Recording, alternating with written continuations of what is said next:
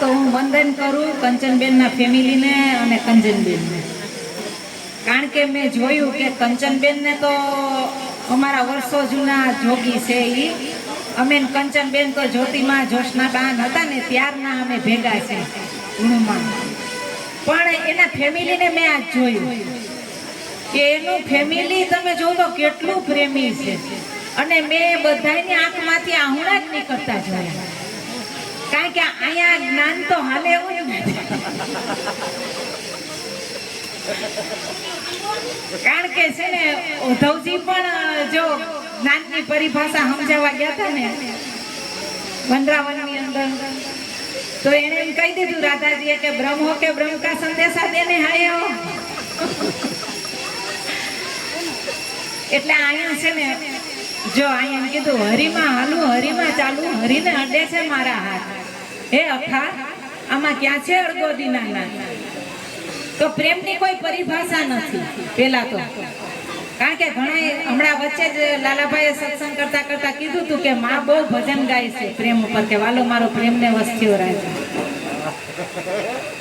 તો પ્રેમની પેલા તો કોઈ પરિભાષા નથી, પણ એને વાણીમાં લઈ આવો તો કોક ને કોક વસ્તુની ઉપમા દઈને એની રજૂઆત કરી હતી, કારણ કે પ્રેમ છે ને વસ્તુ અહીંયા વાણી મૌન છે, તમે કઈ રીતે એનું વર્ણન કરશો. આ બેન રહ્યા ને આને દીકરો માનતા હતા, ખાલી આહુણા જ નીકળતા હતા. ફેમિલીના બધા વ્યક્તિ મેં જોયા, મારું ધ્યાન હતું બધા હરેક વ્યક્તિ હતું, ખાલી આંસુ આંસુ ને આંસુ જ રમતા હતા, તો આંસુ અને કેટલો પ્રેમ કેટલો ભાવ. રસ્તામાં અમે આવતા હતા ને ત્યારે એમને કીધું કે ભાવ હોય ને તો ભગવાન ભેગું કરી દે. એક સંકલ્પ તમે લોકોએ ખાલી કર્યો હતો તો ભગવાને ભેગું કરી દીધું ને કેવું એમ. આટલો વરસાદ હતો ને તમને ક્યાંય વરસાદ નથી મળ્યો, અને એ વરસાદમાં પાછા તમે નાચતા નાચતા કેવી રીતે આવ્યા એમ, રમતા રમતા આનંદ પ્રેમ. કારણ કે પછી મને ભાઈએ કીધું કે તું સત્સંગ નહીં કરી, મેં હવે આમાં કરવાનું બાકી શું રહ્યું એમ, કારણ કે વર્તમાન સ્થિતિની અંદર તમે જે જીવો છો ને, એક જ માળાના મોતીડા બનવું અઘરું છે આ સમયની અંદર. એમાંય તમે લોકો એવા મોતી છો કે ગુરુ ભક્તિ એવી છે ને એમાંય પાછો મૂળમાં પ્રેમ છે, કારણ કે આપણે ઘણીવાર કહીએ કે સબસે ઊંચી પ્રેમ સગાઈ, કે સખી મૂંગા કેરી મોજી મૂંગો મનમાં જાણે, એમાં વાણી શું કરે વેદને વાણી, એમાં વેખરી શું વખાણે. તો આ કઈ ભાષામાં આનું વર્ણન કરું, કારણ કે આની કોઈ વેખરી જ નથી. આપણે કોઈ વ્યક્તિ હારે પ્રેમ હોય તો એની માટે કોઈ શબ્દને વાપરી નથી શકતા, એટલે આંગળા નીકળી જાય, કારણ કે શું શબ્દ વાપરો.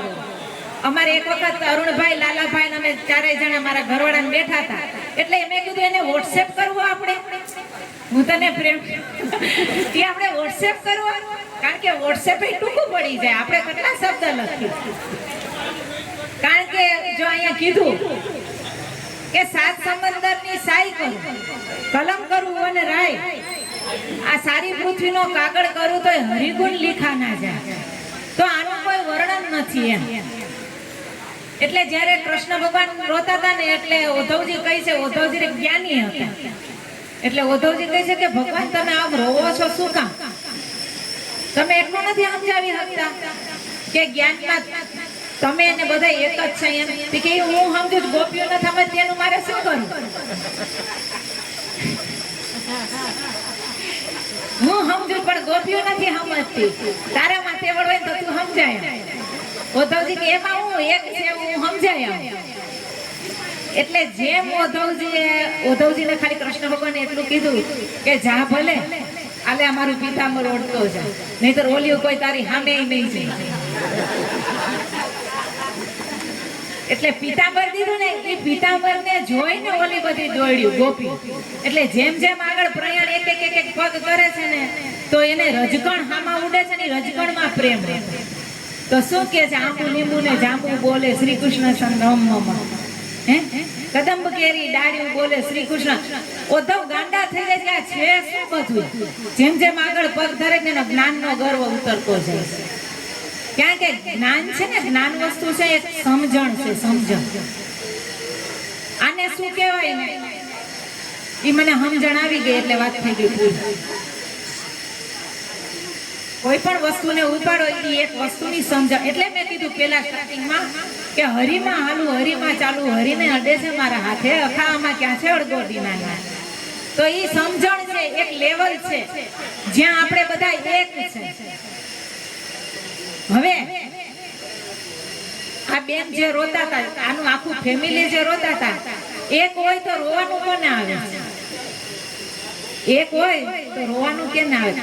એટલે રાધાજીને ખબર હતી, ગોપીઓને ખબર હતી કે તું ક્યાં કાનુડાની વાત કરસ. મથુરામાં છે એની તો કાનુડો તારા એકનો જ છે ઈ કે મથુરામાં રહીએ. હાલ તારે જો હોય તો તને અહીંયા બતાવો. એટલે રાધાજીએ છેલ્લે કહી દીધું કે બ્રહ્મ હો કે બ્રહ્મ કા સંદેશા દેને આવ્યા. તું બ્રહ્મ છો તો વાતું કોની હારે કરસ? એક છો તો તું વાત કોની હારે કરસ? કારણ કે એ એક લેવલ છે જ્યાં આપણે બધા એક છે. ત્યાં આ વાત લાગુ પડે.